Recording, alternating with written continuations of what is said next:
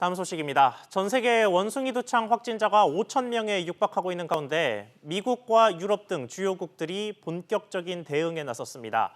비상사태 선포를 유보했던 WHO 세계보건기구는 비상대책위원회를 다시 소집했습니다. 임종윤 기자와 함께 짚어보겠습니다.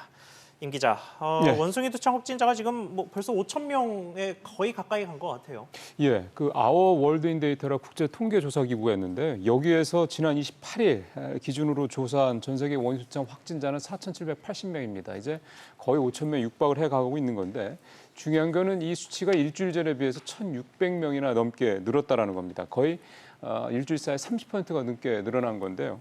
무엇보다 좀 더 걱정이 되는 부분은 영국에서 2건의 아동 감염 사례가 보고가 되는 등 프랑스와 스페인 등에서 아동, 임신부, 면역 저하자 등의 감염 사례가 잇따라서 보고되고 있다는 겁니다. 예. 이게 기존의 성접촉자들에 의한 보고, 확진 이 얘기만이 아니라 이제는 다양한 방식의 이 접촉의 감염이 늘고 있다는 얘기가 되는 건데요.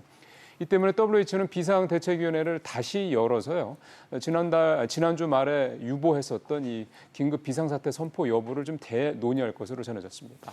알겠습니다. 그리고 미국도 일주일 사이에 확진자가 크게 늘었습니다. 예, 이게 전 세계 다 비슷한 분위기인 것 같은데요. 미국 질병통제예방센터 CDC에 따르면 현지 시간 29일 현재 미국 내 27개 주에서 모두 351건의 확진 사례가 보고가 됐습니다. 이게 말씀하신 대로 일주일 전에 확진자 156명에 비해서 2배가 더 넘는 그런 수치입니다.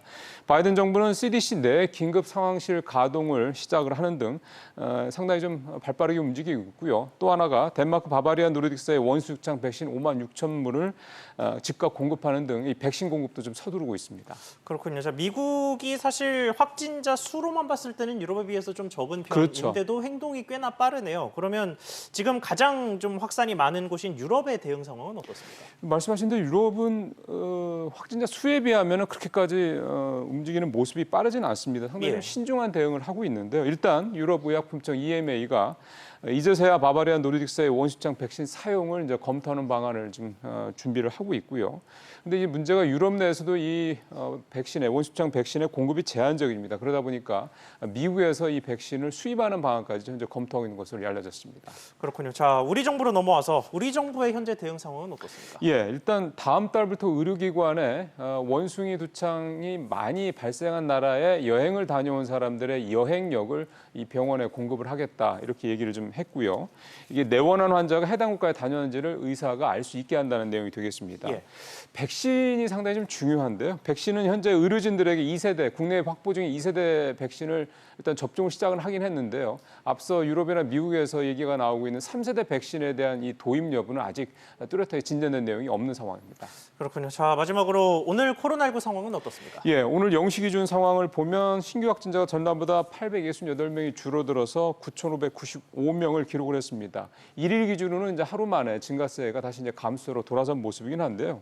이게 이제 일주일 전에 비해서는 2,100명 넘게, 2주 전에 비해서는 700명 넘게 늘었습니다. 결국은 전반적인 증가세 전환은 진행이 되고 있다 이렇게 봐야 될 것 같습니다. 알겠습니다. 임 기자 잘 들었습니다.